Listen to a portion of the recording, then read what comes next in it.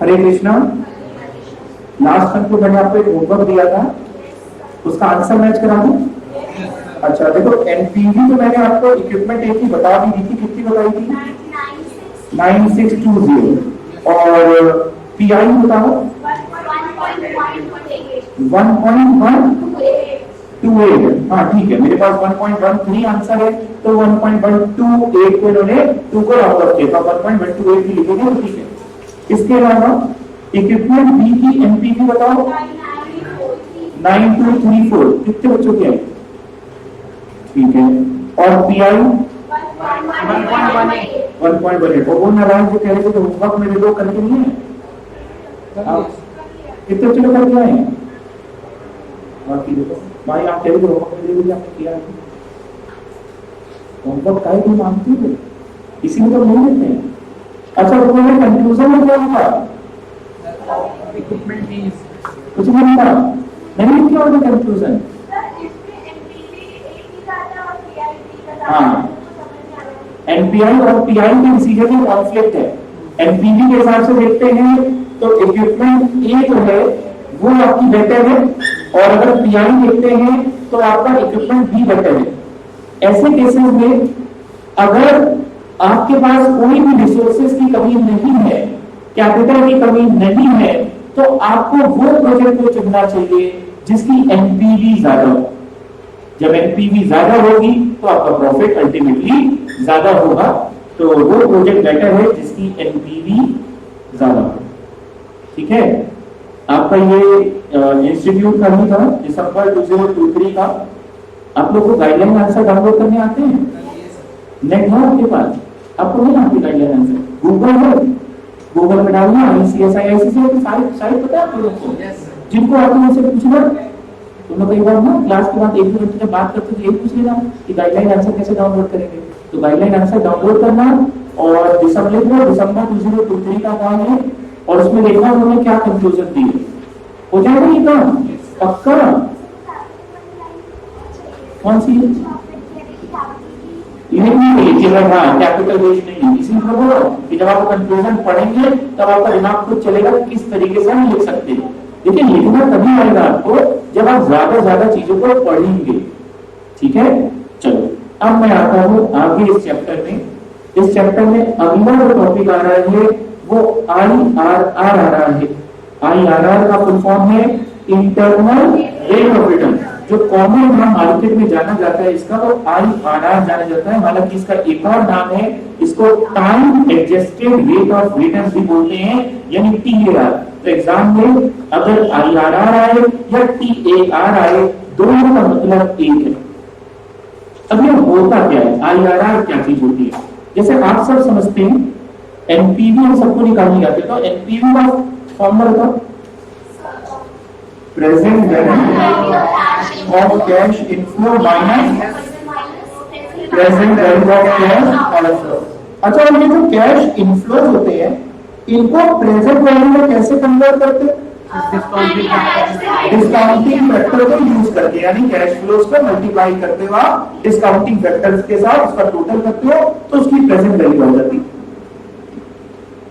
जिस रेट को यूज करके, जिस डिस्काउंटिंग रेट को यूज करके एनपीवी 0 हो जाए वो रेट होता है IRR। फिर से सुनिएगा मेरी बात। IRR मींस हमें डिस्काउंटिंग रेट निकालना है।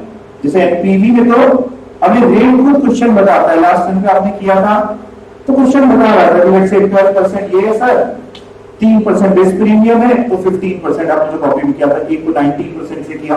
तो एनपीवी में तो रेट नहीं हो रहा है, बट IRR में आपको रेट निकालना है। तो कौन सा रेट निकालना? IRR वो रेट होता है जिस रेट को यूज करके जब एनपीवी निकाले तो एनपीवी 0 हो जाए। IRR कौन सा रेट होता है? जिस रेट को यूज करके जब हम एनपीवी निकाले तो एनपीवी 0 हो जाए। मतलब जैसे कि सपोज करो एक प्रोजेक्ट है जिसमें आउटफ्लो है 5 लाख रुपीज का। आउटफ्लो आमतौर पे 0 लाख पे होता है तो खुद ही प्रेजेंट वैल्यू में होता है। आउटफ्लो है 5 लाख का, बताओ present value of cash inflow कितना हो जाए ताकि एनपीवी जीरो है। 5 लाख होगा तभी एनपीवी जीरो होगी, क्योंकि अगर 5 लाख से ज्यादा होगा तो एनपीवी पॉजिटिव होगी, 5 लाख से कम होगा तो एनपीवी नेगेटिव होगी। पर आईआरआर वो रेट है जहां पे एनपीवी जीरो होती है। कुछ लोग ऐसा कहते हैं कि आईआरआर वो रेट है जहां पर present value of cash inflow exactly equal हो जाती है present value of cash outflow की। क्या ये दोनों बात होती है? मैं दो स्टेटमेंट बोल रहा हूं। पहली स्टेटमेंट आईआरआर वो रेट है जिस रेट पे एनपीवी जीरो होती है, और दूसरी आईआरआर वो रेट है जिस रेट पे present value of cash inflow present value of cash outflow की एग्जैक्टली इक्वल हो जाए। एक ही बात है, क्योंकि जब इक्वल होगी तभी तो एनपीवी जीरो होगी। अब आईआरआर निकालना थोड़ा सा मेहनत का काम, टफ काम नहीं, मेहनती काम है। मेहनती काम क्यों है? क्योंकि आईआरआर के लिए हम लोग करते क्या है, हिट एंड ट्रायल मेथड लगाते हैं। हिट एंड ट्रायल मेथड मतलब हिंदी बोले तो तुक्का बुलाव मेथड। तुक्का बुलाव का मतलब ये है हम अपने मन से कोई एक रेट पकड़ते हैं, जैसे हमने 10% या 15% या 20% या 25%, हमने कोई एक रेट पकड़ा और उस रेट पे हमने एनपीवी निकाली। अगर हमारे पास साक्षात ब्रह्मा जी का आशीर्वाद है हमारे ऊपर, तो हो सकता है उसी रेट पे एनपीवी जीरो हो जाए। और हमने अपने मन से सोचा चलो 18% पकड़ के करते हैं, ठीक है, ट्रायल का बड़ा मेथड है। पर 18% अगर निकाला और एनपीवी जीरो हो गई, मुबारक हो, 18% ही आपका आईआरआर है। लेकिन आप जानते हैं इतनी अच्छी किस्मत आपकी नहीं होगी कि आप जो तुक्का मिलाएंगे वो एक बार में तुक्का मिल जाएगा। तो जीरो जल्दी नहीं आती। हमने 18% पकड़ा, आप जीरो आते तो काम खत्म हो गया। लेकिन अगर जीरो नहीं आई तो यहाँ पर पॉजिटिव आएगी एनपीवी या नेगेटिव आएगी। अगर पॉजिटिव आएगी तो हमें उससे ज्यादा रेट पकड़ के दोबारा एनपीवी निकालनी होगी। मतलब जैसे फॉर एग्जाम्पल हमने 18% निकाला, हम 18 एग्जाम्पल बोल रहे हैं, 18 कहीं निकाल है, वो आपकी कॉल है 10, 15, 20, आमतौर पर लोग 15-20% कुछ पकड़ के देखते हैं पहले। तो हम और पॉजिटिव आ गई तो अगला हम करेंगे 18 से ज्यादा पकड़ के, हमें जीरो की तरफ जाना। तो जीरो कब आता है? जब रेट डिस्काउंटिंग रेट ज्यादा यूज करें। अगर पॉजिटिव आ रही है तो अगला हम जो पकड़ेंगे वो 18 से ज्यादा पकड़ेंगे। सर ज्यादा मतलब 19 नहीं, जरूरी नहीं कि हम 19 पकड़ लेंगे, कितना टाइम नहीं होगा एग्जाम। अब 18 के बाद जैसे देखें कितनी ज्यादा आ रही है, बहुत ज्यादा आ रही है, क्वांटम की ज्यादा आ रही है 100, और दूसरा क्या हो सकता है ज्यादा आ रही है 1 लाख। अगर ज्यादा आ रही है 100 21% में कहीं ना कहीं नेगेटिव या समथिंग हो जाएगी। लेकिन ज्यादा आ रही है 1 लाख तो हम 18%, 25%, 26%, 30% कुछ पकड़े। समझ पा रहे? और अगर सर 18% का निकाला नेगेटिव आ रही तो कर तो हम उससे कम पकड़ेंगे। जब हमारी जीरो आ जाएगी तो हमारा काम खत्म हो जाएगा। जब हमारी जीरो आ जाएगी तब हमारा काम खत्म हो जाएगा। और हमने निकाला कि हिट एंड ट्रायल से बोलते हैं, मेहनती काम इसीलिए बोलते हैं, टाइम टेकिंग टास्क है। एग्जाम में आईआरआर का क्वेश्चन कोशिश करते हैं आखिरी में सॉल्व करने का, क्योंकि टाइम ज्यादा है। हम जो तुक्का मिला रहे हैं तुक्का सही बैठ रहा है नहीं बैठ रहा है तो टाइम ज्यादा लगेगा। हमने निकाला जैसे कि भैया 18 पे क्या नहीं हुआ और पकड़े वाले 16% हमने निकाला तो जीरो पकड़ गए। तो अगर 16% पे जीरो आ गई तो वो भी मिला आईआरआर। यहां तक आप समझ पाए? लेकिन अगर ऐसा हुआ सर कि मान लो सर हमने 16% पे निकाला और 16% पे एनपीवी जो आई जीरो नहीं आई, एनपीवी पॉजिटिव आई, कितनी भी लेकिन पॉजिटिव थी, प्लस थी। लेकिन जब हमने सर 17% पे निकाल रहे हैं तो एनपीवी नेगेटिव आ रही है। अब हम इतना तो समझ पाए हैं कि आईआरआर जो होगा वो होगा कि 20 का कोई रेट होगा, क्योंकि वो चीज चाहिए जहां पे एनपीवी जीरो है। क्योंकि अगर 17 से और ज्यादा रेट लेंगे 18, 19, 20 तो नेगेटिविटी बढ़ेगी और नेगेटिव होगा। और अगर 16 से कम करते हैं तो और पॉजिटिव होगा। हमें जो वो चाहिए जिस रेट पे एनपीवी जीरो है वो रेट हमारा है time adjusted rate of return या इंटरनल रेट ऑफ रिटर्न। तो अगर ऐसा हुआ कि एक रेट पे पॉजिटिव दिख रही है, अगले रेट पे नेगेटिव दिख रही है, तो बात ये समझ में आ रही है कि साहब इन दोनों के बीच की कहीं पे IRR होगा। बीच का मतलब जरूरी नहीं कि एग्जैक्टली 16.5 हो सकता है, 16.2 हो सकता है, 16.8 हो सकता है, 16.7 हो, लेकिन साहब इन दोनों के बीच का होगा, 16 से ज्यादा होगा, 17 से कम होगा। प्रैक्टिकल जीवन में इतना एग्जैक्ट आंसर हम नहीं निकाल के, क्योंकि प्रैक्टिकल जीवन में हमें एक अप्रॉक्स आइडिया चाहिए होता है साहब कि IRR कितना है, पता चला 16-17 है, 16-17 नेगेटिव है, यानी 16-17 की रेंज के IRR है।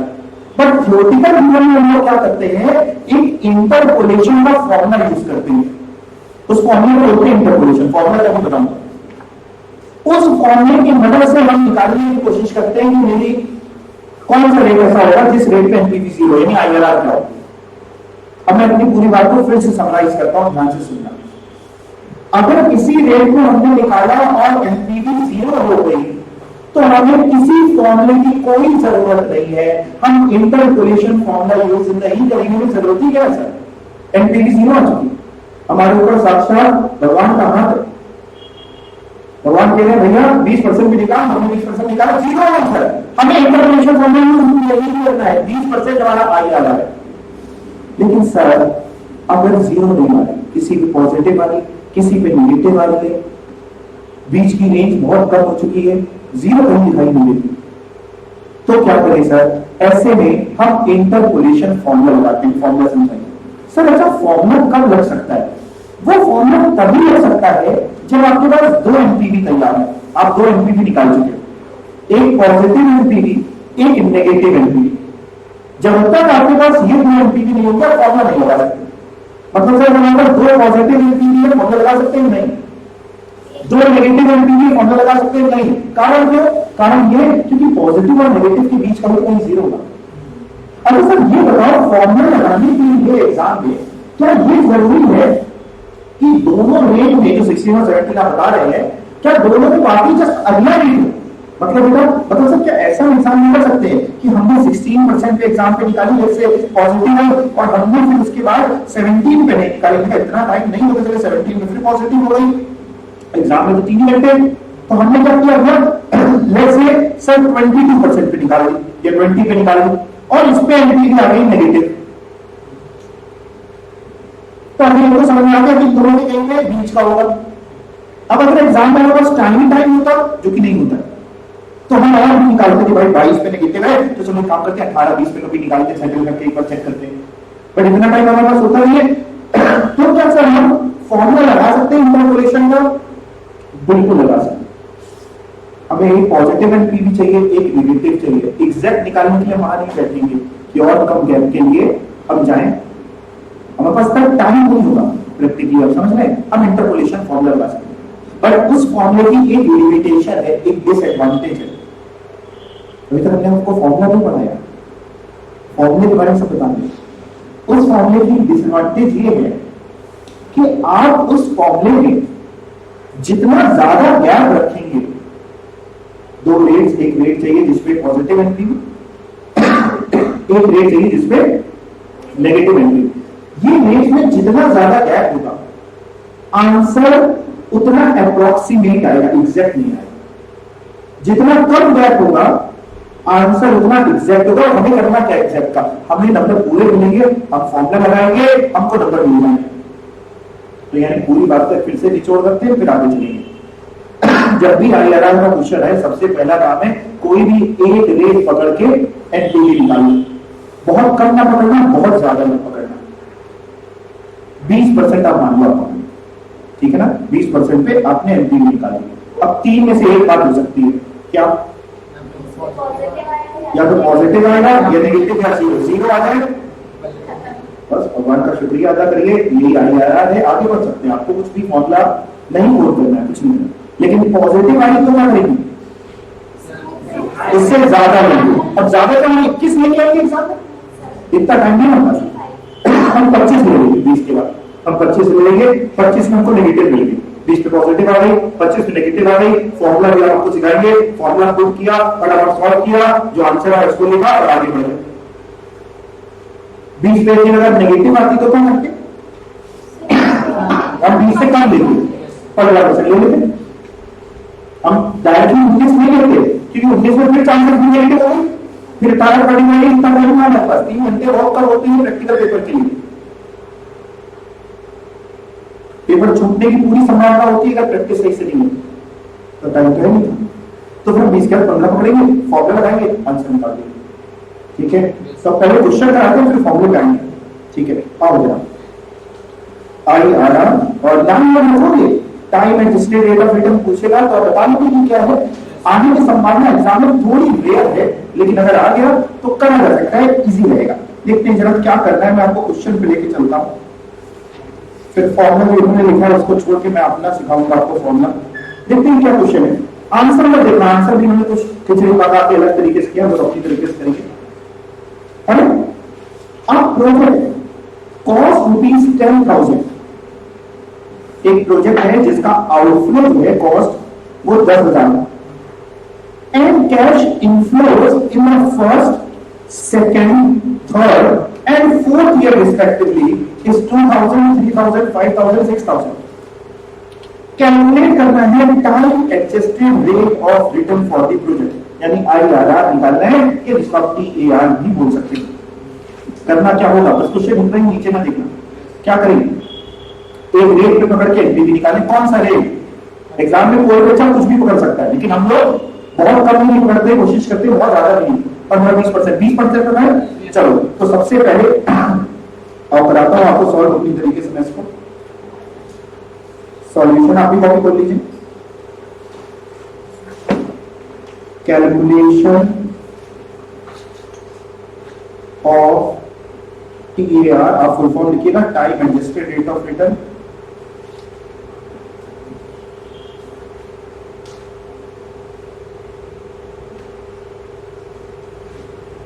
लिख लिया, अब लिखना time adjusted rate of return, आप फुल फॉर्म लिखना, मैं डिक्टेट करूं। Time adjusted rate of return is the rate at which NPV is 0.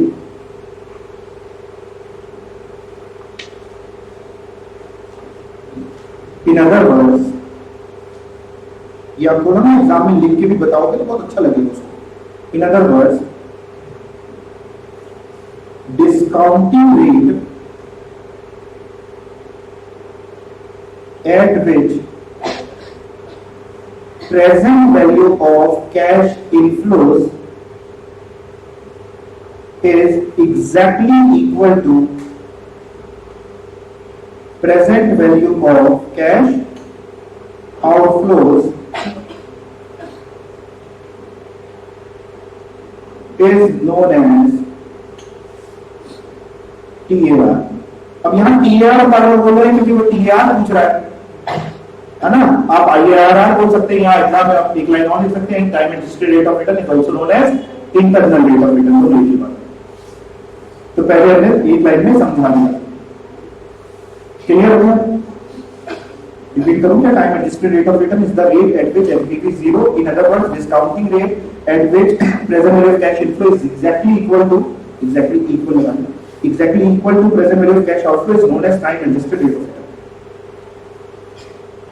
Now,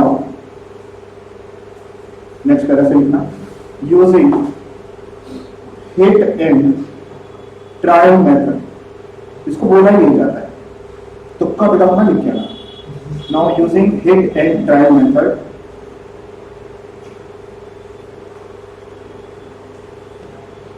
we are going to compute NPV say at 20%।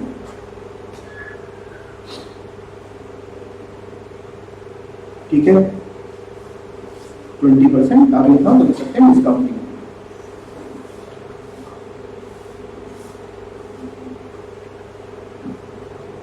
Bracket में अगर और लिखना चाहे तो आप लिख सकते हैं एज्यूम्ड।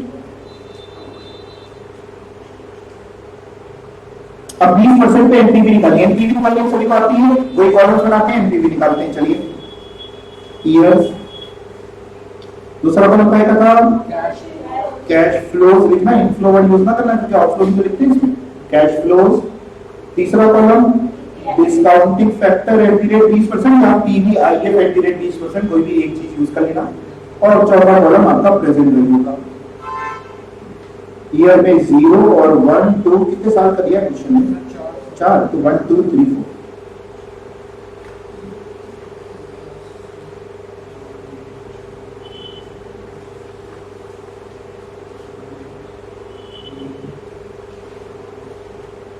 कैश फ्लोज लिख लेते हैं, 10,000 2,000 3,000 5,000 6,000, 10,000 आउटफ्लो है।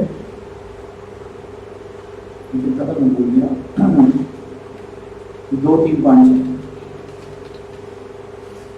2,000 3,000 5,000 और 6,000। अब आप डिस्काउंटिंग फैक्टर आप सबको निकालना आता है, 20% का मतलब क्या हो जाएगा? 1/1.2, यही हो जाएगा डिस्काउंटिंग फैक्टर आपको आता है। 1 divide by 1.2 is equal to, तो ये पहले साल को 0 होगा तो 1 ही होता है, पहले साल का 0.833, दूसरे साल का 0.694 है बेटा, 695 आ रहा था, 694 आ रहा था, फिर 0.482 बचत कर लेता हूँ, आप कह रहे हो 69444 आ रहा है ना, तो राउंड ऑफ करके 4 ही रहेगा, ठीक, बस मल्टीप्लाई करिए।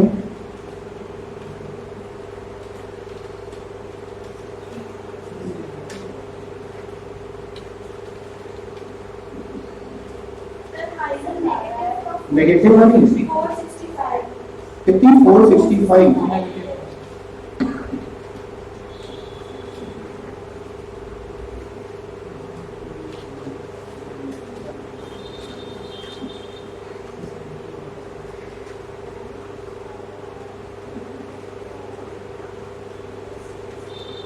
हाँ जी, 465 नेगेटिव सही। अब बताइए 20% पे नेगेटिव है, तो हम इससे ज्यादा रेट पकड़े अगला कि इससे कम पकड़े? इससे कम पकड़े। कम कितना पकड़े? 18%। अब कम कुछ भी पकड़ सकते, वो आपकी कॉल है।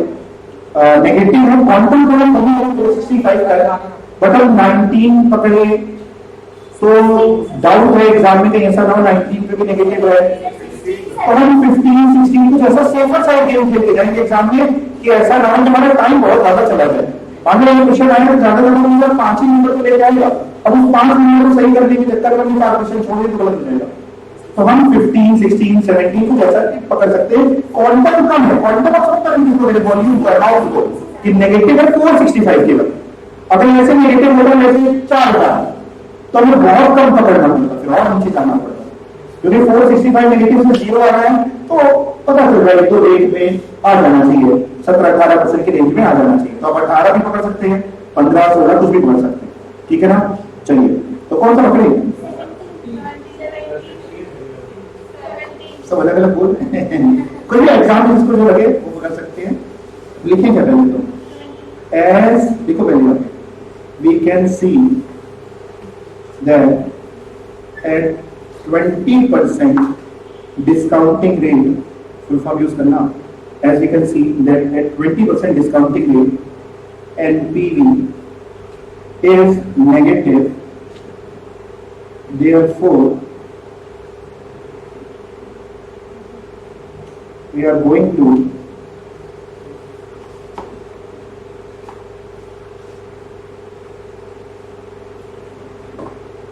again calculate NPV at lower rate than 20%,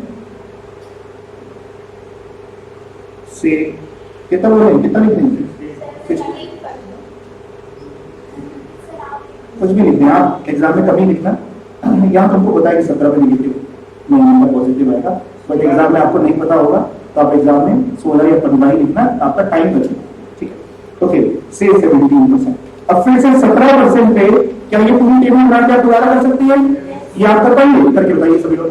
17 कितना लिखो और फिर 17% पे दोबारा करो। आप जो भी आंसर्स करना चाहे वो किसी भी चैप्टर के हो, वो आंसर्स में ना थोड़ा बातचीत होनी चाहिए। जब पेपर सामने वाला बंदा चेक करे ना तो उसको फील आएगा कि आप बातें कर रहे हो उसके साथ, वो बोर ना हो आपका पेपर चेक करते समय। जैसे आप लोगों को बातें करने की तो आदत थी अच्छी खासी, है ना, तो लिख दिया करो उसमें। जितना आप अपना एडवर्टीजमेंट करके आओगे वहां पे, तो 3 घंटे आपको अपना एडवर्टीजमेंट करना है। जितना अच्छा एडवर्टीजमेंट होगा उतने अच्छे नंबर होंगे। सारी बातें बन के लिखाओ।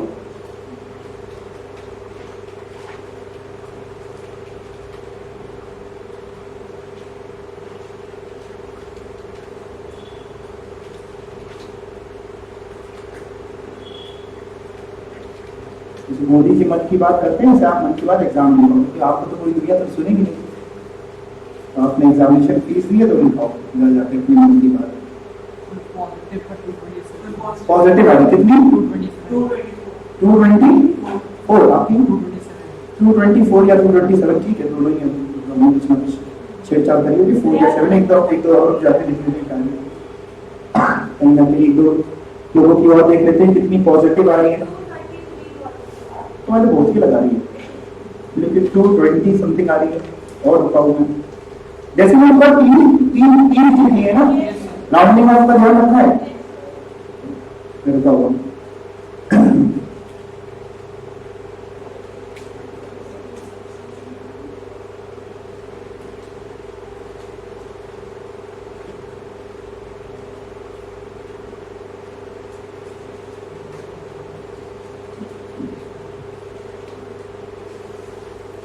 और बताओ कितनी आ रही, तो ज्यादातर जो आंसर होंगे वो मैं लिख दूंगा। 220, 227 आपकी कितनी थी? 227। ओके, और हो जाता हूँ 227 आ रही, ठीक है। चलो 227 ज्यादातर अब आ रहे हैं, तो 227 जिनके 224 आ रहे हैं निराश ना हो, कहीं ना कहीं आपने राउंडिंग वापस कर 216 आ गया तो आपने गलत किया, फिर मेरा 216 आ गया। ठीक है, अब सुनो, ये तो कई लोग यार, अब फॉर्मूला की बात करते हैं, ठीक है ना। पॉजिटिव एमपीवी आ गई है। अब आप नेक्स्ट लाइन लिखिए, नाउ यूजिंग, सभी लोग ये जिन्हें छोड़ देना अगर अभी नहीं कर पाए हो तो यहां से हम लिखो, नाउ यूजिंग इंटरपोलेशन फॉर्मूला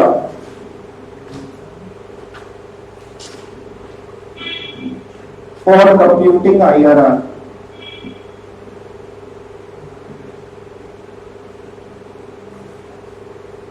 लिखना नेक्स्ट लाइन में, IRR इज इक्वल टू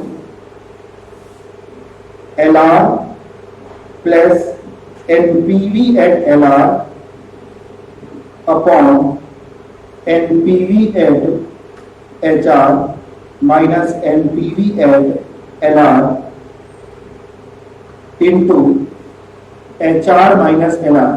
तो ये HR क्या है? HR मतलब होता है हायर रेट, LR का मतलब होता है लोअर रेट।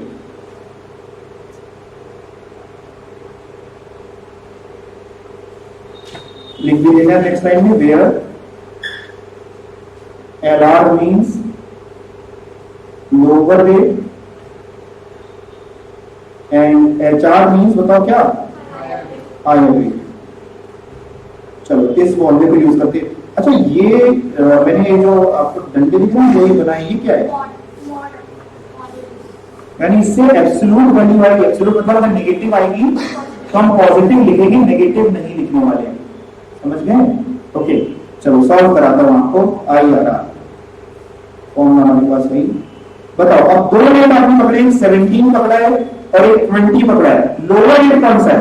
17। तो हम लिखने वाले हैं 17। परसेंट का साइन मत लगाना, जो आएगा अपने आप परसेंटेज मान जाएगा। Plus NPV at lower rate आपने भी निकाली थी, लोअर रेट यानी 17 पे 227, यहां लिख रहे हैं 227 upon NPV at higher rate आपने निकाली थी, माइनस की आई थी -465 minus NPV at lower rate 227 into higher rate 21 higher rate minus lower rate 17 लिखो और उसको सॉल्व करो। 17 प्लस 227, अच्छा ये नीचे माइनस माइनस क्या हो जाएगा? प्लस हो जाएगा। नीचे की फिगर्स प्लस हो जाती है। 465 प्लस 227 यानी 690 और माइनस का लिखो कि पॉजिटिव लिखो?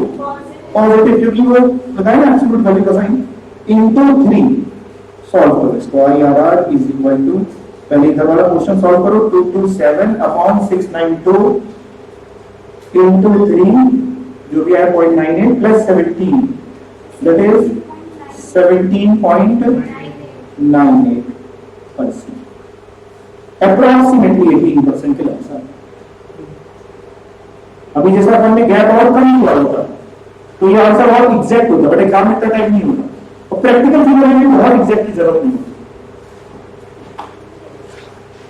मतलब अगर आप बुक से आंसर मैच करें तो कौन ना हो, बुक में देखो 18 पॉइंट समथिंग है, आपका सही है कि गलत है? सही है, पूरे नंबर आपको मिलने वाले हैं, कोई टेंशन की बात नहीं है। तो यानी सर हम लोग को IRR में बेसिकली 100 की सीधी एक बात ये फॉर्मूला बस याद रखना, क्योंकि एनपीवी तो निकालनी हम लोग को आती है, कहानी आप बना ही लेते हो, उसको से बना रहे हो, पानी बना बना के लिख दोगे, एनपीवी निकाल दोगे, फिर आप फॉर्मूला लगा दोगे, और किस्मत बड़ी चमक गई आपकी कि एनपीवी निकालते खुद ही 0 हो गई, तो फॉर्मूले की जरूरत ऐसा कभी होता नहीं है क्वेश्चन में। IRR का सिग्निफिकेंस क्या है? IRR निकाल तो दिया, बट इसका मतलब क्या है आपसे पूछेगा नहीं, लेकिन पता होना चाहिए। देखिए IRR क्या होता है? IRR वो रेट होता है जिस रेट पे एनपीवी 0 होती है।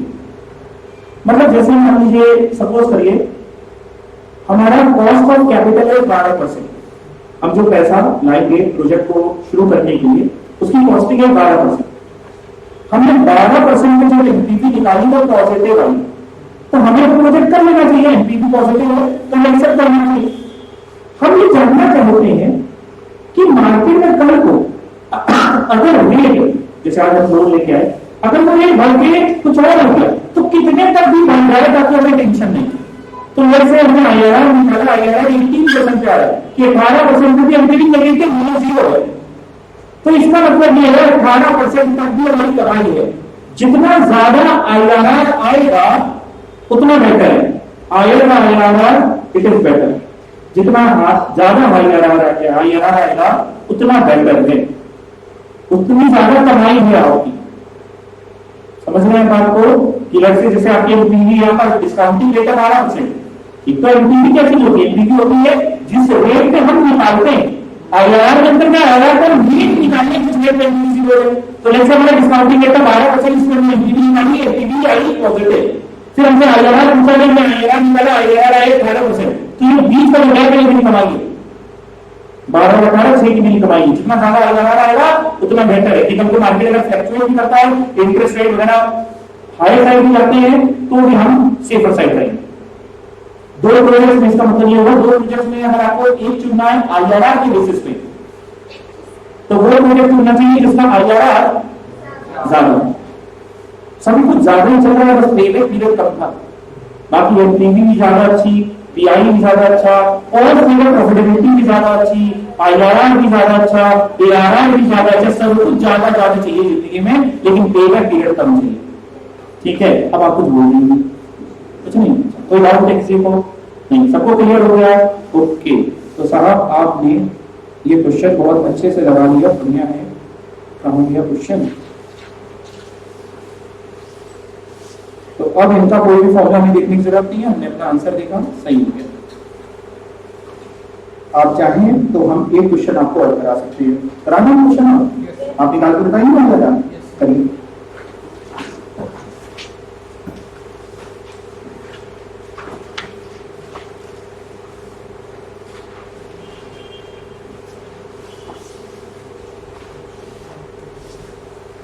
अच्छा, एग्जाम में जितने बच्चे IRR निकालेंगे क्या सबके आंसर सेम मैच होंगे? नहीं होंगे। मतलब जो बच्चे चीटिंग करते हैं IRR का आंसर मैच करने में ऐसा मतलब है तुम्हारा 18 या 17 IRR के आंसर उसका भी नहीं हमारा नहीं है, वैसे चीटिंग का करते नहीं है। ठीक है, क्वेश्चन नोट करिए। Calculate IRR that is internal rate of return from the following data. Calculate internal rate of return from the following data. Next line में लिखना initial investment required ₹4 lakh.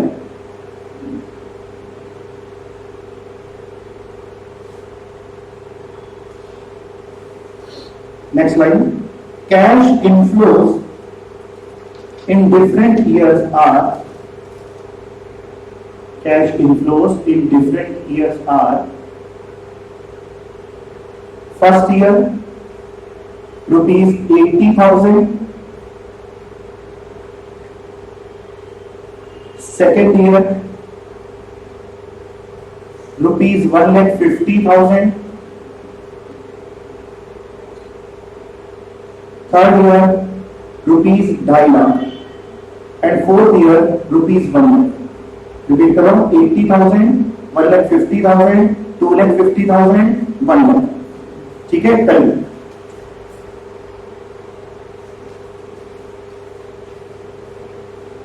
अब इसमें मैं आपकी कोई मदद नहीं करूंगा, ठीक है, कल बताओ।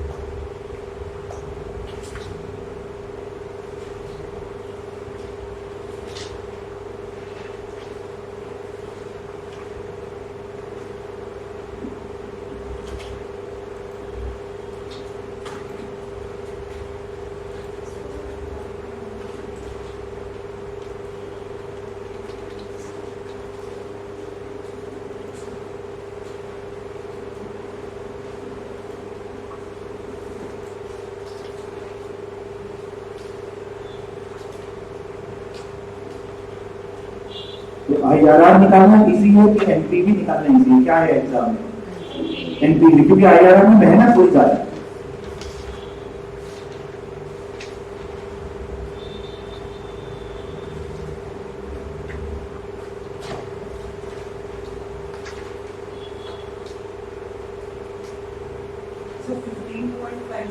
वेरी गुड, बिल्कुल सही।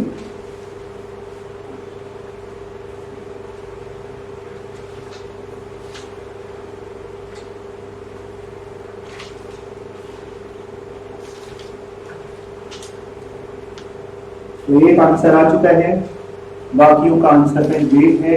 ऑनलाइन वाले बच्चों, तुम लोग का भी आंसर का वेट कर रहे हैं।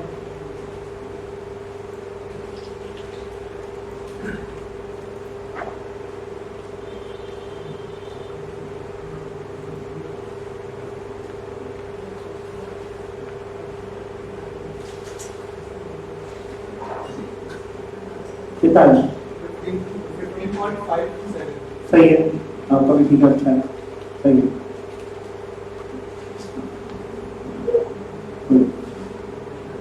कौन से दो वेट पकड़े थे आपने? तुषार, आपने दो वेट कौन से पकड़े थे?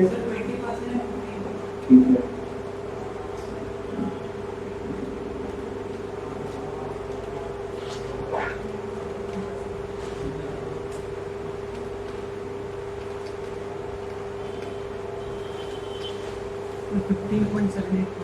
ठीक है। तुमने कौन से दो रेट पकड़े? सही है, ठीक है। 15 समथिंग अगर आ रहा है तो आपका ठीक है। मेरे पास जो आंसर है वो 15.53% है। तो 15 समथिंग अगर आपका आ रहा है तो आंसर गलत नहीं है, सही है, क्योंकि आपका रेंज का फर्क हो सकता है। सही है, 15.667 को भी हम ठीक ही बोलेंगे। कितना? 15.23, ठीक है, सही है, तो भी ठीक। 15 पॉइंट अगर कुछ आ रहा है आपका तो ठीक है।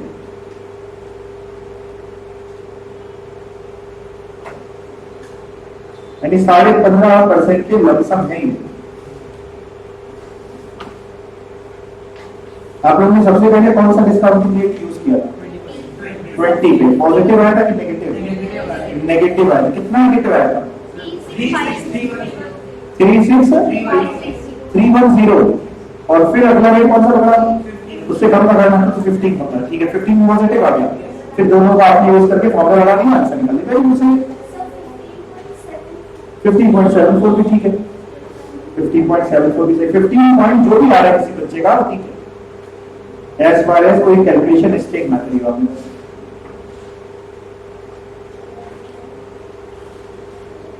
तो ये फॉर्मूला याद है बेसिकली कैपिटल बजटिंग चैप्टर में आगे जो चीजें दी हैं वो आज तक पूछी नहीं है, अब जो आगे जो दी है तो देखिए नेक्स्ट टाइम पे कितना क्या करना है क्या नहीं करना है, पूछा इसी में से ही है जितना आपने टॉपिक पढ़ लिया, इससे ऊपर जल्दी पूछता नहीं। ठीक है, चलो आज के लिए इतना ही करते हैं, थैंक यू।